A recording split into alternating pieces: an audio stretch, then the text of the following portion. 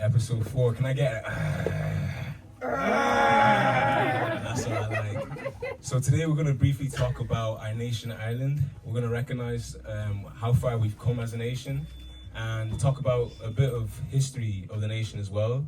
We've got a special guest here with us today. Before I introduce the special guest, I just want to talk about the topics we'll be speaking on.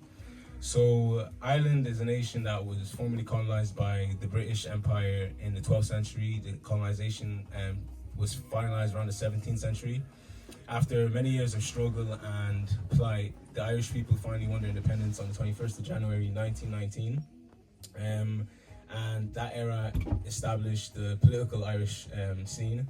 We got our first president, Douglas Hyde. Yes. You get me? My special guest is keeping me on going. A lot of people wouldn't know any of this. 1938, Douglas Hyde. And a couple years after that, we have 30 political parties and 16,350 homeless people. A migration crisis and sometimes ongoing feuds between the native Irish population and the non-native Irish population who now call Ireland their home. So it's a lot of things, but Ireland is in a place that it probably has never seen before. It's a rising position, a place that Ireland takes internationally as a friendly face to people of oppressed status, where our voice carries weight. So today we have somebody in our community who uses his voice to carry weight, Richard Boyd Barrett. Thank you very much, Malik. Richard is a member of Parliament, former TD. Also, still a TD. Okay, we got a TD there. You get me? Okay. And also a member of the Irish anti-war movement. So, round of applause for Richard, please. Thank you, Richard. So, with everything that's been said there, first topic was British colonization of Ireland. Yeah. As an Irish man, looking now and seeing that nationhood has been achieved and a lot of things have become clear that there's a bit of an issue when it comes to what we're doing with that nationhood and how you use your voice in the community to highlight these things. What would you say to the young Irish contemporary society today? Well, I would say that what defines this country is that we were an oppressed people, a colonized people, and we suffered hundreds of years of oppression at the hands of an empire. And that empire dehumanized the Irish people and treated them as less than human beings for hundreds of years. And that's how they justified oppressing us and colonizing the country. And millions of Irish people had to leave and go to Britain, to the United States, to Australia, because the British Empire impoverished this country terribly. And there was genocide here in the 19th century. Like in 1800, there were 8 million people in Ireland. Today, there are still less than 7 million. That's 200 years later. In fact, we're the only country in Europe that has less people here than we had 200 years ago. And that's because they starved us. They starved the Irish. The Great Famine. But it wasn't really a famine. They were exporting food. It was artificial. Oh, they were exporting food out of the country. So, to my mind, what is our characteristic is that we have won our freedom, not the whole island, but most of the island, in a struggle against empire and colonialism. And therefore, we also have a duty and obligation to stand with other people who are victims of colonization and of oppression, whether it's the Palestinians, Nigerians, people from the African continent who were subject to the horrors of Belgian colonialism, of British colonialism, Congo, Sudan. You name it, and we have a duty to stand with them, to stand with the oppressed and the exploited. And I think some people want to kind of forget about that history. I still think the vast majority of Irish people understand that, but there is a battle, as I think we all know, over the soul of this country at the moment, and there's a battle over the soul of many countries on these issues. But certainly, I want to advocate that we hold to our heritage as a country that stands with the oppressed, stands against empire and colonialism, stands against racism, because we're all human beings, and it was empires that tried to pretend that we weren't, that you were different, you know? Like one of the things, and I'll stop talking now because you probably have another question, but you know the racist stereotypes they have now about Muslim people or black people or whatever, they had exactly the same stereotypes about the Irish, exactly the same. We were drunks, we were violent, we were irrational, we were, you know, a danger to women, all these stereotypes that are now deployed against Muslim people or people of different colour. They were all deployed against the Irish people. No blacks, no Irish, no blacks, no Irish. So, like, we must not forget that history, and we need to know which side we stand on, and we should stand with the oppressed and the exploited of the world. Can I get a round of applause for that answer? Please? It just shows you how well versed he is in what he does. How did we bump into each other? In Marion Square. In Marion Square. What's Marion Square known for? So, can someone show me that packet there? Thank you. Boom. Another one of our topics. Yeah. Afro-Irish identity. This is Mama She. If you don't know what that is, you get to know it soon. That's how me and Richard met each other anyways, yeah? So I'll just leave that there. Well, now you see, but also I should tell you, obviously I have a particular affinity to West Africa. Okay. Because certainly, I would say he's one of my best, if not my best pals. He's a Ghanaian. Why are you talking about me like this? He's a Ghanaian. Ghanaian? A Ghanaian, yeah. Sorry, I know there's big rivalry. Our jollof rice is still better. Yeah. I make decent jollof rice. You do, yeah.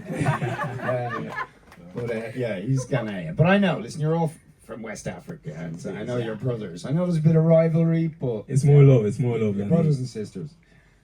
Sure. Anyways, Marion Square, a beautiful place where commerce and business occurs.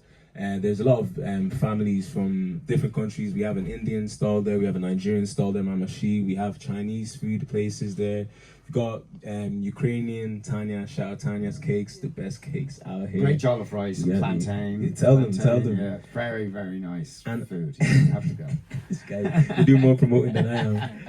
But the beauty of what it is that, like, it was at the market where you see the migration culture, or migrant side of the Irish culture trying to establish themselves in business, that me and Richard got to get into contact. And the important thing with this part of where I see you being a leader within the sphere of rhetoric when it comes to the contemporary society we have now with different colours and different faces, speaking about the things that Irish people have in common when it comes to our values, that would allow them to understand that the process of migration isn't more of a thing they should fear, but something that maybe they should embrace, because of obviously that Irish tradition of migration in itself, which won Ireland favour in international waters, also bolstered the revolution itself, that assisted Ireland to get independence. Eamon de Valera, an American who became Irish president. So it's many things there where we can see these common threads within our cultures that bring us together. So that's how we met anyways. That's exactly it, and like that is very much in line with the best of our history and our heritage. I mean, Irish people, the Irish diaspora is in the tens of millions all over the world. And Irish people rightly, as in many other countries by the way, we're not exclusive in this, but Irish people can rightly point to the great contributions they made to building in America, building in Britain, and helping develop those societies, and always they made them better. And that is generally true of migrants. Hard workers. They're hard workers. It's often the people with the most energy and the most talent or whatever who often are forced to leave places, but they go and they bring their skills and their energy and their vision and their cultural heritage and their spirit, and they enrich a society. And that has been always the truth about migration. Ireland is very much a testament to that. We are a country of immigrants and emigrants, and we should embrace those coming to this country as people who are adding, not subtracting from our society and our culture. But for sure, I do see the common thread of like confusion when it comes to how politics and politicians, we have a politician here, deal with migration.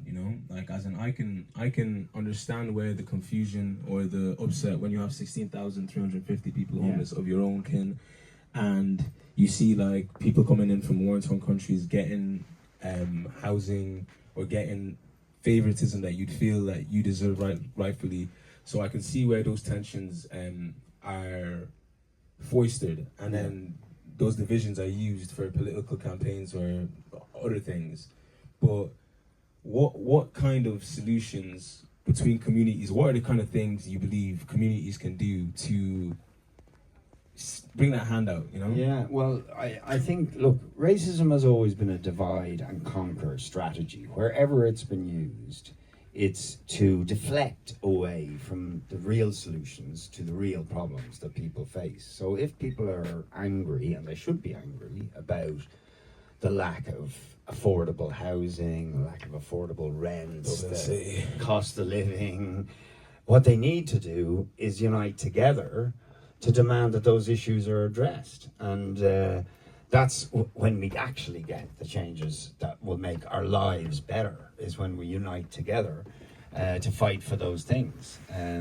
So don't buy into the divide and conquer, unite and fight for something better. So Richard, wait, what you're telling me is if I see a black fella walking up the road and I say, go away you, back to Nigeria, that's not going to change my situation. Are you telling me I should actually look at the economics instead? Yeah, I am exactly saying that. And not only that, but I mean, the truth is that, you know, you look at the health service. I've just recovered. I don't know if I told you this, Malik. Thank God for the health of Richard. Can we have a round of applause, please? And thank God for keeping my guy. Yeah, I just recovered from like a cancer diagnosis at the beginning of the year, and it's been they've got rid of it, which is fantastic. Yeah. But like the people who were treating me were from, many of them from Africa, many of them from other parts of the world, many of them from Ireland, and you know, but without those immigrants, the Irish health service wouldn't function. And you know, I might be sitting here today, and that is also true, by the way, of Irish immigrant workers in other parts of the world working in health services in Britain or America. They've contributed. So we buy into this nonsense, it's going to be bad for all of us, into that racist nonsense. So yeah, it's just obvious that it doesn't, you know, blaming, scapegoating somebody is not going to make your life better. And I, to be honest with you, like one of the big issues for me, and it's how I got involved in politics in the first place, was being in Palestine when I was 18. I didn't go there for political reasons. It was just a young fella who was emigrating actually out of Ireland at the time, looking for work in a hot place.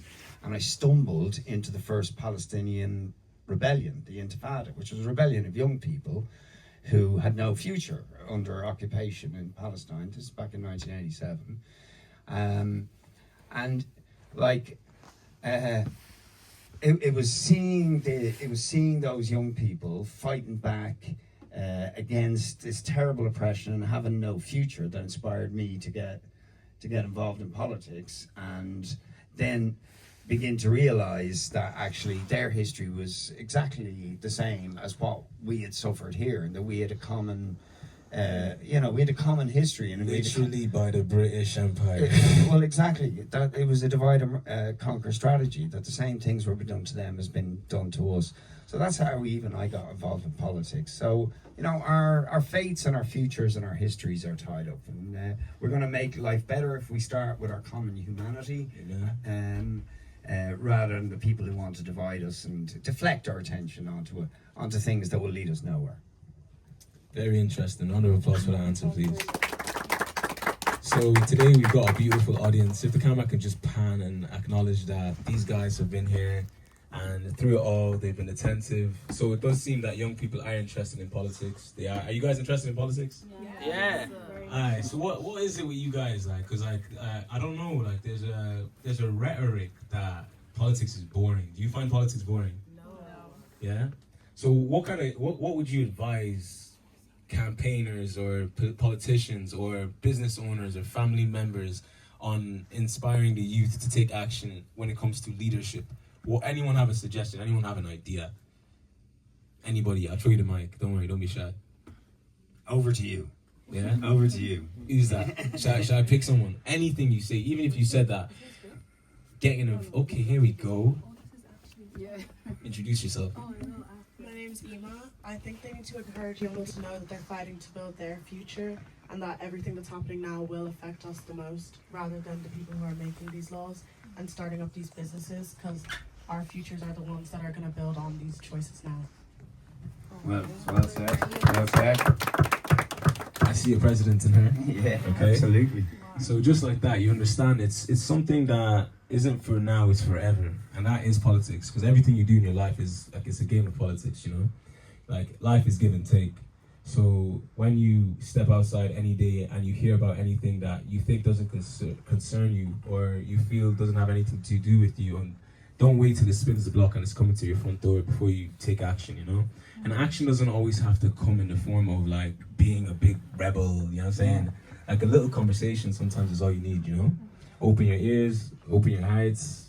Yeah, well, you know, like something, the word politics, because it has a bad rap for good reasons, because there's people who are just in it for their career or their self-advancement. But the word politics comes from ancient Greece, and it's from the word polis, which just means people. That's all it was. And it was about, you know, how do we make the world better for people? And that's what it should be about. And to mention Palestine again, like with the Palestinians fighting literally against the genocide and fighting for their life and existence, often they put emphasis on, you know, people picking up guns and defending themselves, and, you know, they've been forced into that situation. But what most Palestinians say is, my existence is a form of resistance.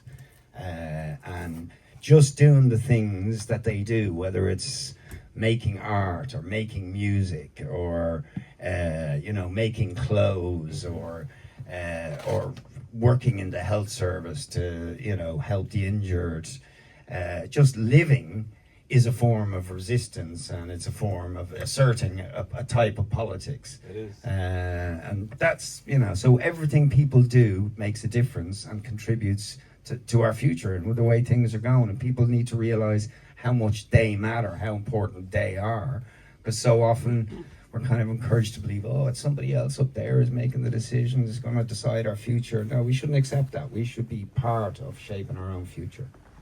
And recognize that you are. That's the most important thing, you know? Recognize that you are. Whether you're a mother, you're a father, you're a brother, you're a sister, whether you're a lawyer, you're a doctor, you're a nurse, you're a bin man. Remember, you're like somebody who believes that no one cares about you in this life. Every commodity is a body. Like, literally, like, when they ask God, who's God? What they say, I am that I am. So existence in itself is power. You get me? There's a couple other topics that we had. Yeah, Hey, you're the boss. I'm the boss. I'm the boss. It's like, tell them to hire me then, you know, like, I run the country now. I'm joking. What was I thinking? It was Gaza and Ireland's perspective on Gaza when it comes to the international, like, conversation, and I do know our perspective on Gaza has been a very strong and powerful stance. We sent over the Israeli embassy out, didn't we? Yeah. Well, they felt they had to leave because they sent them out. Yeah. Well, it was more or less the same thing. Go on, boys. Yeah. Absolutely. And like now, we need to get sanctions. In fact, this week we have a motion. Our party, I mean, it's small, but we have a motion in the Parliament which is calling for sanctions to be imposed on Israel for the genocidal crimes they've committed, and there's going to be a protest on Wednesday outside the Dáil at 5:30 this coming Wednesday. So if any of you are around and can spare half an hour or whatever to join that protest, that would be fantastic, because it's like, this is about our humanity. If that can be done to the Palestinians, it'll be done to other people. You can be absolutely sure. They'll think, oh, it's normalized now, you know, we can kill these people. And it was done to the Native American people, it was done to the Vietnamese, it was done to the Irish, it was done, you know, in the Congo, it was, you know, you name it. There was these horrific genocidal slaughters, and if they become normalized, they will happen again. There are people out there who think, oh, that's the normal way to kind of do things. So we have a common interest. It's not just about what's happening to the Palestinians, as important as that is. It's about all of our futures. Do we want a future which is based on that kind of horror, or do we want a future which is about our common humanity? And, you know, we all have a stake in making sure it's the second, not the first. It is, for sure. No. If I had a stake in the game, I'm on your side anyways, you get me? I'm as Irish as it goes, you know, it's like the darkest Irishman that's ever been, but as Irish as it goes, you get me? Yeah. Honestly. Yeah, well, you know. Dinagarum. Well, yeah, exactly. Dinagarum. Yeah. Far Durham. Yeah. That's Irish for blue, Durham. You know? There's a book here, isn't there? Is the that I'm not sure who wrote it. What, the Blue Bodies? Blue Bodies, yeah. Blue Bodies, I like it because it's Dinagarum. There's a lot of work going on within the Afro-Irish scene that I feel there's also a question is like, we've got recognition in positive light and in negative light. This, maybe like a year and a bit ago, obviously, there was an incident that happened in this store here where the guards decided we were the Gestapo and they kicked the doors in anyways. Yeah. But we thank God that everybody was okay. Although people were injured, no one was injured with life-threatening injuries. I didn't know The that. apology wasn't an apology enough, but you're used to that when you're the marginalized part of society. You know? And for me, I think it was a heartbreaking thing because, like, Jace, boy, you hear the accent, you know, like, as in, I've been here long enough and I've gone through that, and I didn't expect that it was either something that was gonna ever re-emerge. Obviously, you remember last year with the burning of the city and everything. I do. So it's like there's a conversation about our place, and I like that conversation. The reason I like that conversation is it's welcome because, like I said, if this was Nigeria, and you had 100 Irishmen walking up the road, you'd get hello, how are you? Do you got a bank account? You get me? And then you'd also get ace. Let me come. You get me? And that's the violence. Yeah. So like anywhere you go with human beings, you're gonna have both sides of the coin. So I feel like to get real, they don't like about it. It doesn't help anyone. Do you get me? Yeah. But anytime there is discomfort anywhere, it's a chance for opportunity. It's a chance for love. It's a chance to show light upon new things. Yeah. Hence why we're here. Do you get me? I do. And look, to be honest, I think, you know, although they can be vocal and they can be very nasty, the people who kind of drive, you know, create divisions between us on whatever basis, religion, color of your skin or whatever, they can be noisy and vocal, and sometimes they can have an influence and it can lead to some very nasty things. But I think most people don't buy into this stuff. They don't want it. They'd like to reject it. But unfortunately, some of the forces that are promoting this stuff, you know, they thrive through violence and intimidation, basically. That's what they do. They scare people. And they also play on genuine problems that people have. So we do have to address those problems too. We have to combat the myths, combat the, you know, the lies and the, you know, the divisive prejudices, but we also have to kind of really address the basic stuff, which is affecting us all, like, you know, the lack of unaffordable housing. You know, we need to be out there fighting and demanding we want affordable housing, and they can deliver it. That we address the cost of living, or as we were chatting earlier on about the cost of small businesses, Landlords and as against the, you know, all the billions that have been given out to the big multinational corporations who are Google everywhere. cleaning up. It's an interesting conversation, and like I think the thing you highlighted there, that violence and intimidation or extortion being their weapons, I feel like what we need to do as a community, as a society, is recognize our power. We are the majority, you know, they are the minority. Sometimes the minority, like, as in, can be, a nasty minority can seem like it's all there is, you know, like, oh, mom, dad, I had a bad day at school, but guess what, I'm coming to my house, I have parents, I have a family. If you look at the positives in life, usually they outweigh the negatives. So when we talk about the tools they have, for the students in here, for the young people who are inspired by a politician like yourself or by leaders, because students and leaders is another topic that we were talking about. What are the tools that students or young people, old people, people in all classes and all stages need to utilize, you need to harness, you need to start to practice more when it comes to how they address these things? Reading, being a part of movements, what else would you address? I mean, definitely being part of movements, because when you're part of a movement, you start to gain a bit of confidence, you know, when people come together. And not false confidence, not bravado, but real confidence. And you realize there's strength in solidarity, that people coming together is a good thing, you know, because, like, basically we're social beings, you know, human beings are social beings. We wouldn't get very far without each other.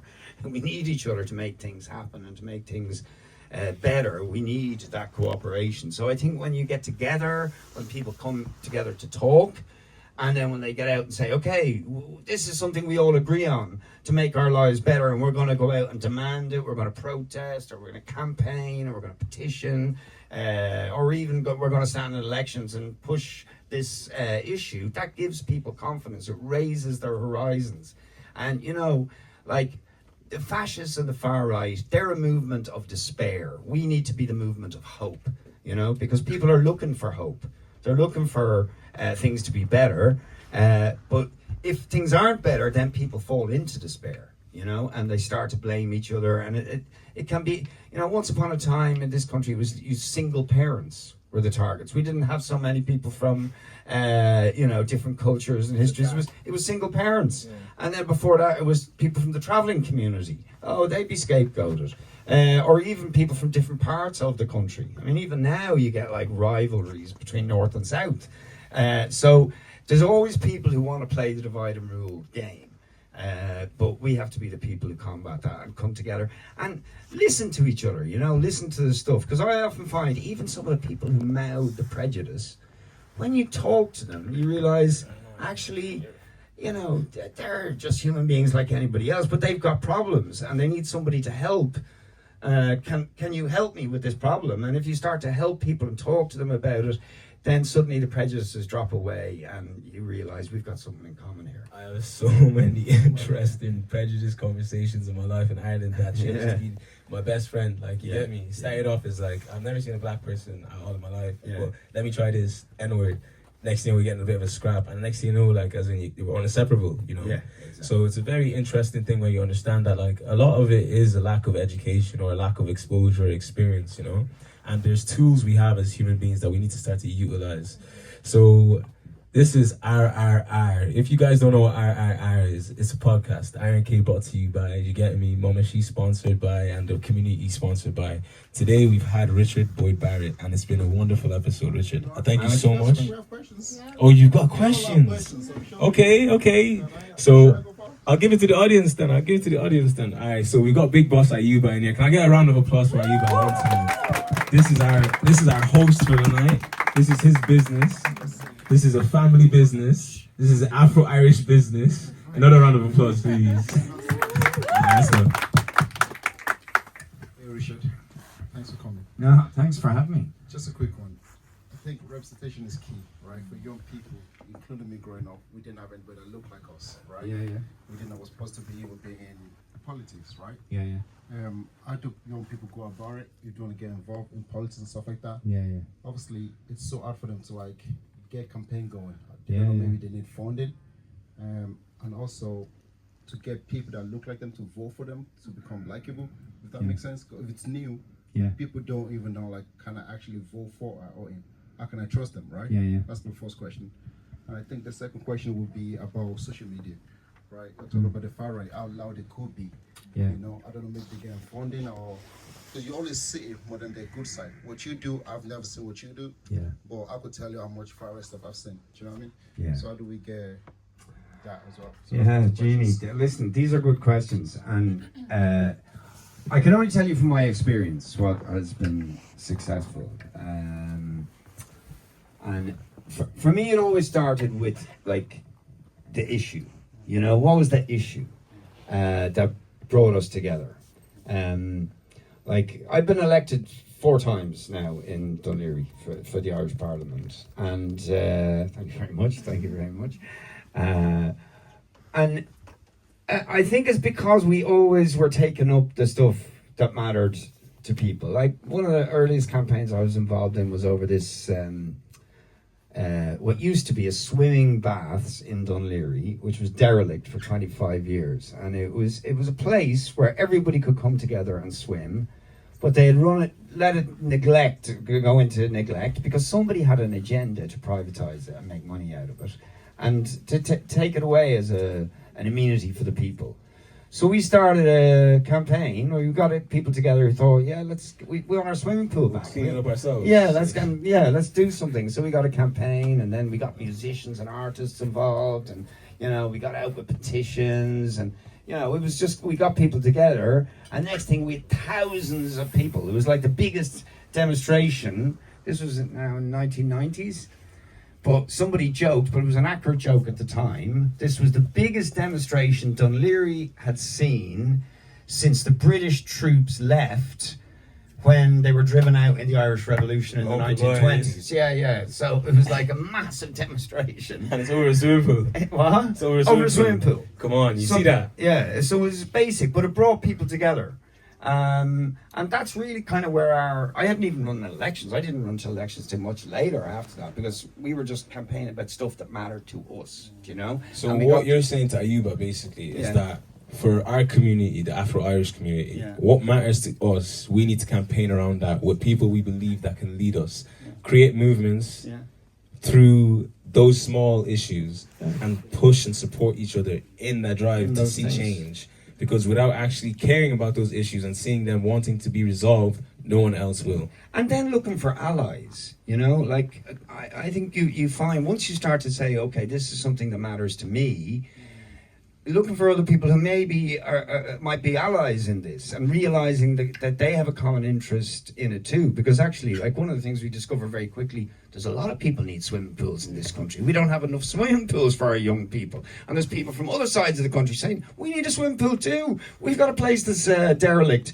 And then, by the way, there's other issues that are affecting them. That they're willing to continue on. Might start with a swimming pool and end up with a new government. Yeah, exactly. Well, in fact, that is exactly what happened, because I was involved in various campaigns. I was involved in the campaign when they were trying to privatise the waste collection system. I was involved in the VIN charges thing. I was involved in the anti-war movement because of we were campaigning against the Iraq war that was being, you know, the US-UK war in Iraq at the time.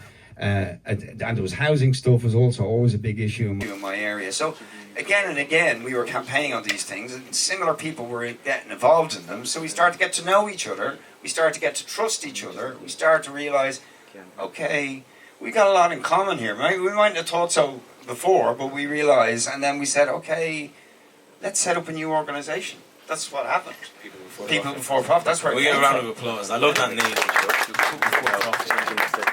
If you could ever have a political party, politician, people before profit. Because what does profit stand for? Yeah, well, look, I mean, listen, there's legitimate profit, don't get me wrong. I'm a businessman myself. Yeah. But it's, do people come first? That's the issue, isn't it? Are you there for people, or are you just trying to exploit people, you know? And that's the point of it. And yeah, it's a simple way of getting across a nice idea, I think. Okay, so round of applause for Ayuba on this question. You brought us to a great location. We got that's a business answer, but I want the second answer with the social media and the fact. Okay, social media. The social media. Okay, that's a tough one. By the way, I don't have all the answers to these questions. I mean, because we collectively maybe can answer these questions. Social media. You're so loud. I think, yeah. Now, look, I use it. I have.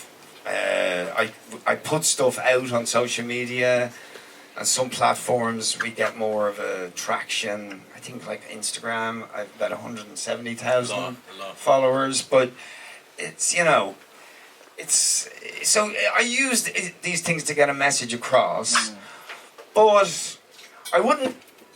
One thing I would be just a little bit wary about, as important it is, and we need to contest every terrain, but I don't think people should think that a post on social media is the same as the change actually happening. In real life. Or as meeting in real life. There you go. Like that interaction of people it's different. It is different, isn't it? I felt it. I've seen it many times. Yeah. Like, you might have, how many people are in this room? It's probably what? 30? 30? But the impact of what we're doing here, if you can feel it, can you feel it? Because the conversation has quality, has context, you get me? Like, as in, although we are live, hello to the live stream, you know, you can utilize the social media to your advantage. And I think the far right use it to their advantage just because they're divisive. Their tools are violence, intimidation, and those things, when you see those things online, your eyes just jets, you run to it, you get me? Yeah. But when you see someone talking about something, attention span these days is not as long. That's the propaganda they're telling us. I don't believe it. But unfortunately, a lot It's of changing. it is changing for sure. A lot of us are very entertained easily by negative things. So like even like ourselves, you said you've never seen him before, you know. But if you know there's a far right and they're doing all those negative things, in life there's always opposite ends of spectrums. So it's up to you to understand that if I see anything, I need to know there's an opposite of that. If I see bad, I know that there's good, literally just across the road. So how endearing are we when it comes to research about things we care for as a community? I don't think we fully are there yet, but I think this is where we're coming to. We're coming to like an awakening when it comes to what our position is in the community of Ireland and where our place is and how we should step, who our partners are, who have common themes with us, who have things that we believe are so different, but when we come together we actually see all that division is actually unity. So it's just about the time and the experience, and I think we'll get there. And you know something, one thing I just want to say as well, and I'm sure there's a lot, because I see, apart from, even known from the clothes that people are wearing, that there's some people with some good, you know, taste, artistic sense and taste or whatever. My crowd. Big up my crowd still. Round of applause to my crowd. Yeah, absolutely. But just that, like, music, poetry, art, fashion, culture, these are very, very powerful ways of getting good messages, positive messages across. And every political revolution or rebellion that's actually brought progressive, good change in the world has been tied up with those things. That was very much true in the Irish Revolution. It's true in revolutions all across the world where better things have come. It's been very much tied up with artistic expression and musical expression and fashion and stuff like that. So all those skills can be brought to bear to try to get the better messages instead of the nasty, vicious, divisive stuff that certain people are trying to promote. Yeah, it's the intellectual side of society anyways, you know. They look for something different. You know, they look for something new. Nuance is definitely like as in something that's engaging. Even for those people who like don't fully get it or understand it, they still want to be a part of it, you know, because it drives the society, you know. So for sure, it's something that I don't believe it's doom and gloom. Like we started the conversation with all the little dark topics, how far Ireland's come, and like Ireland's gonna go a long way. But like you said, when it comes to that issue of Palestine and Ireland standing on the good side of the coin, you know, that's gonna further foreign interests for Ireland in the future in a long way, like as in because the war that's being fought right now for like what was it, a multicultural world or a one world empire doom and gloom situation. I think you, as any human being, you know which one you're gonna go for, you know. Absolutely. So at the end of the day, Ireland choosing to stand strong, even though maybe it's gonna face consequences now, is an investment for the long term. You know, we've got a question. Can we pass the mic? Alan is winning, by the way. No, it's okay. Alan's winning. You see that? What did I tell you? Ireland's winning, are they? Winning 1-0. No way. Didn't I tell you come here and you win? Cool. Didn't I tell you? See? Right, I think I'm not the only one to think that this conversation is so needed, and thank you because it's actually really insightful to see. I think what you said about disconnecting what you see on social media to what you do like in real life is really important. But there is one thing I wanted to highlight, which is considering the fact minorities for centuries like this historically can come together and want change. How do we get that one thing to actually become change in this country? Because it's one thing for us to say this needs to change and to talk about the problems that are happening. But where is the door of entry for us as minorities to actually make that change happen, if that makes sense? I do, yeah. I mean, that is great question. Great question. I don't think there's a blueprint, to be honest with you. I wish there was an easy answer that there's a blueprint to getting it right. But there's an expression, I don't know where it came from. I think it was some, radical from the 60s or something said, "Let 1,000 flowers bloom." And I do. Sounds like Bob Dylan. Well, it's someone like that. And I do think it's from the grassroots up that you will often get these entry points, and often places that you don't expect and issues that you don't expect are the ones that kind of catch fire. But what is maybe important is for people to be connected in with one another, and to build networks of commonality around things and connect up with other people, and to find those connections so that you're not starting from scratch every time, you know, and that's why I got involved with people who I developed common interests with, and why we tried to build an organisation. I want to be a little bit careful. I'm not just promoting people for profit or whatever, but you know, but that's kind of what the reason we headed in that direction, from going from single issue campaigning to trying to connect up these different movements that started in different places, so that there was a kind of a network that were helping each other out, you know, and seeing the common interest and trying to develop that. I see what you're saying. I see what you're saying is that although there is like established places where you can take, like if the police harass me, which they have many times in life, I go to the guided ombudsman. You get me? Yeah, yeah. So you have little facilities and places that we were directed to go to. But imagine if I knew 100 police officers and their families. Then maybe when I go to the guy, the ombudsman, oh, hey Malik, what are you doing here today, you know? Yeah. So people before profit, because profit is the established order, but people is your local area. So being a part of that community, being like a part of this community, it gives you a lot more weight in how then you tackle certain issues. Like Richard could have given you the go to the dog, go to here, you know what I mean? And you can do that too, don't get me wrong, you know, I mean, people can contact me about stuff and I will try and raise issues that are, you know... I'm going to send you his email. Yeah, no, absolutely, of course, absolutely, and I will, but it's, in order for it to be effective, Malik is absolutely right, and, you know, that's why it's sort of unions and networks and campaign groups, they can really give people strength and networks to work and help each other and build through solidarity, so that would be, you know, I mean, it depends often where you are, like if you're, you know, if you're in college, I would say be in the student union. You know, get involved in the student union. That's what it's there for, is to unite the students, to raise issues. And one other thing I just do want to actually say, there used to be a terrible expression at school in Ireland in the bad old days, when Ireland was a very, very conservative place, and women and children were treated very badly, and there was a lot of bad shit happening in Ireland. I won't go through all the gory details, right? But there was an expression about children should neither be seen nor heard, right? Sounds like Nigeria, bro. Yeah, but it was the worst idea in the world. It was the worst idea in the world. It was, you're not supposed to speak up. You're not supposed to put up your hand and say, I disagree, or I don't understand what you just told me. But it's the opposite is the truth. We have to be the people who put up our hand and say, I don't understand that, or I disagree with that. Please explain that to me, or I have a different view. So, you know, that is important. But again, like, being together in some sort of collective group can give you the confidence to do that. To put up your hand and say, no, I disagree. I've got a different point of view, or, you know, you're going to have to explain it to me better. I'm just not going to just accept that.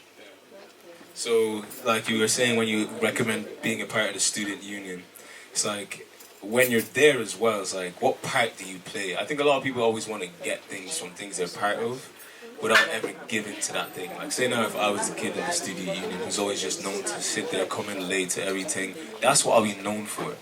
Like the tools we were talking about us utilizing when it comes to us being a part of any environment, reading, being a person of discernment, being a person of character, you know? If I was the person who comes through, make sure I'm helping the student rep, get everything prepared. If anything happens to me, if I'm the person always bringing sandwiches, drinks and water, making everyone smile, anything happens to me anyhow, the whole union's coming to back me. If I'm the person who's never around, like it's harder for me to, because I'm not giving, you get me? So like, are we as an Afro-Irish society, when it comes to the ones in the Irish student union, are we the ones who are just never showing up and expecting a lot more, or have we been giving? Now I believe our community has been given, you get me? But I also believe we don't voice what we expect. So if today is anything, I want it to be an introduction to us knowing that we are allowed to voice what to expect for how much we've given, you know? And no one's gonna give you your flowers until you're dead, unfortunately. We all hear this one too many times, but I refuse to die before I get those flowers. So if I ask for something, I shall receive. Another biblical topic. Now, Mercedes has had her hand up and she's getting, you see? Give and you receive. Hello, thank you so much for all the things that you discussed. You, just more on a positive note, when you describe being elected, the amount of times that you have and working amongst people with different personalities, characteristics and ideologies, if in a perfect world, we're able to group a specific character in every individual Irish person in order to see the unity and change that we all want deep down, even if it's manifested as anger, fear, and bigotry. Yeah. What would you say that characteristic would be emulated as within young people or even adults as well? Thank you. What characteristic in young people to kind of... Just everyone in general. It doesn't have to be like personality, something that emulates true, that would drive unity. Confidence is a pretty important thing. I think confidence is super important, and it starts with a little bit of confidence. You know, like arrogance is terrible, but you know, lack of confidence is even more corrosive. And you know, in the bad old days in Ireland, they used to beat the confidence out of us, and we're starting to gain a bit of confidence now, and that was true, I think, with what the empires did, you know, all over the world, wasn't it? Beat the confidence out of you. So it's like you become your own internal oppressor. So I think having a bit of confidence in your own beliefs, your own ideas, without becoming arrogant, where you think you know everything. And then just recognizing we need each other, you know? We need each other. I mean, I know those maybe seem like real basic ideas, but to me that's yeah. I think there's one thing we haven't mentioned here, and that's the name of Jesus. You get me? The power of God. You get me? There's one thing I know. Not everybody's of any religion. Not everybody's of the same religion. But when you read either any book in itself, there's a recurring theme. You have the good, you have the bad, and you have the savior character. You get me? And that in itself, overall, would be that ancient conversation of our Savior and Messiah, Jesus Christ. So there's a spirit that everybody has within them, because we are created beings, whether we know it or not. Science can tell us that, anything can tell us that. We didn't make ourselves. But there's a story of hardship within every individual's life that you can relate to these overall bigger narratives that have good triumphing over bad. Whether you lose or you win, what kind of fight did you put up? So you have to have that spirit of that tenacious spirit, you get me? That confident spirit you're speaking about, and that will see you through. Because at the end of the day, I would rather rest knowing I tried my hardest than fall on myself. You get me? Knowing I didn't put like anything into it. Do you believe that creativity is what fuels unity? Well, actually, I'm glad you mentioned the word creativity, because I would say, and I have to be honest, I'm not particularly religious, but I have great respect. No, but I have great respect for people's religious views, whatever they are, whether they're Christian, Muslim, Buddhist, you know, or no religion at all. And, I totally respect it, and people should have the right to express those things. But creativity, if I was to say, what is the defining feature of humanity? The whole human species, that it is the defining feature that makes us different to any other species, it's our creativity. Is that we can imagine things that do not exist and make them exist. No other, like the bee has been making the same beehive for a million years. But we make different beehives every week. Every second day. Every week. And we do it by working together. We can't do it on our own. We only can do it by working together. Like that to me is like fundamentally what defines us as human beings. We're social, we're cooperative, and we're creative. But sometimes they try to take that from us. They never will. Like the creativity of our spark and sponsor of the day, Mama She. Can we get a round of applause for Mama She? We have a businesswoman, a mother, an entrepreneur, a philanthropist.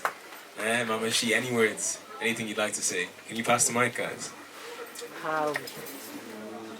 Don't put me on the spot now. So you're putting me on the spot now. Hi everybody, good evening. Okay, so let's start. Hi, how are you? Hey, how are you, Mama She? I'm good. Yeah, Malik, what do you want me to say? You're putting me on the spot. Yeah. Any question? As a mother, as a business owner, as an African-Irish woman, your history or your story of migration from Nigeria to Ireland, what kind of positives, what kind of negatives, and overall, what's the message you want to send to the students of today? When it comes to leadership and students, what's that message that you have for them? It's a big one. But before I say anything, I think Ayuba? Yeah. Okay. Ayuba asked a question around politics and how one can get involved, if I'm right. Yes. Okay. I know I was in that position some times ago, and I was asking around, and I think for me, being a resident here, there are certain things that you see happen, and you just want to either get involved or you want to have your own say, and no matter how little you think your input might be, it can definitely go a long way. But then if you are not at the right place and at the right time, those voices will not be heard. So, and I think in terms of politics, the first thing is what we have here,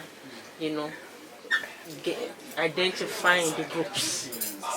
And there are different ways, and there are different political parties, am I right, that we have in Ireland. So you can actually be a member of one of those political parties. And I think they do it online as well. You could join actually any of them online. And also they have some networks that are actually meant for those who are interested in politics, and they use it as a medium of training. It's a kind of a training ground. Am I correct? You are absolutely correct. So these are information that I got while I was, making inquiries as well. So now we'll come back to my very self. Good evening once again, everybody. My name is Edizemi Onilinla, aka Mamashi. And the mother of that naughty boy sitting there. And also mother of Travi. And the mother of Travi, yes.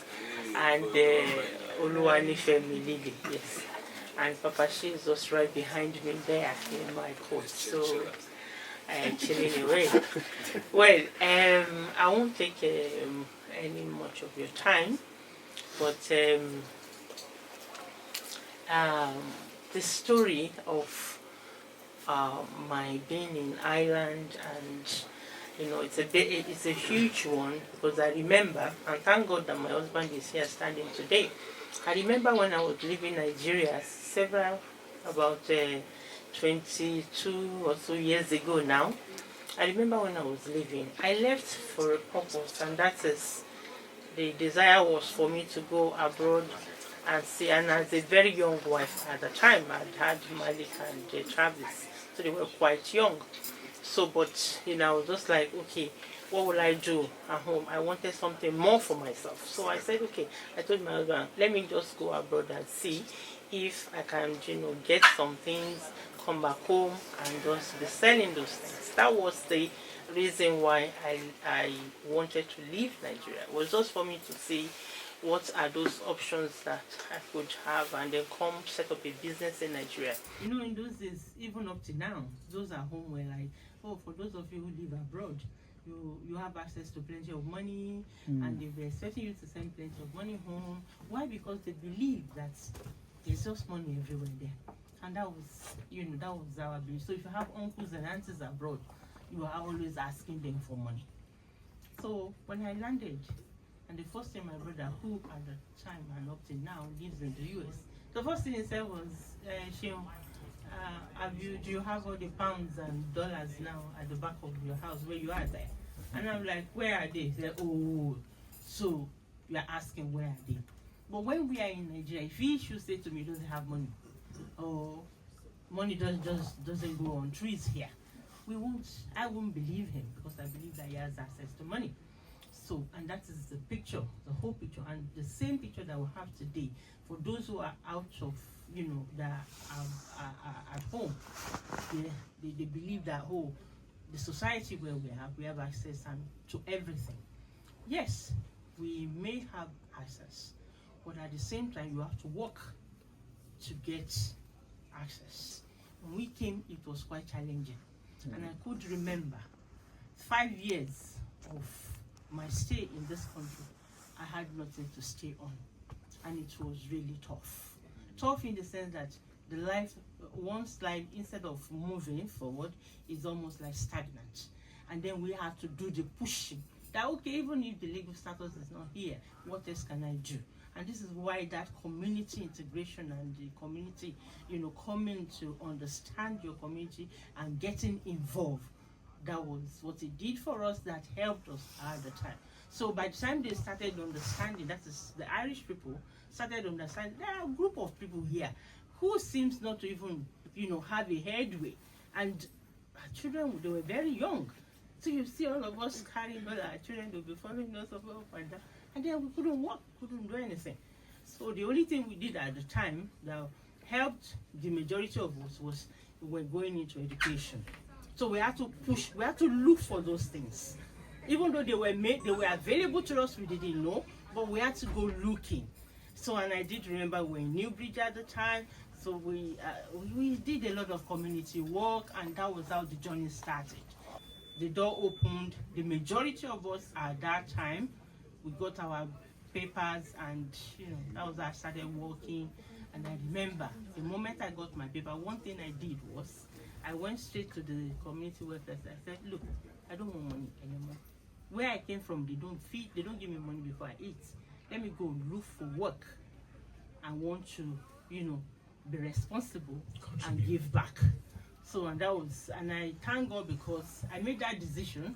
That was almost 17 years ago, and I never came back to them.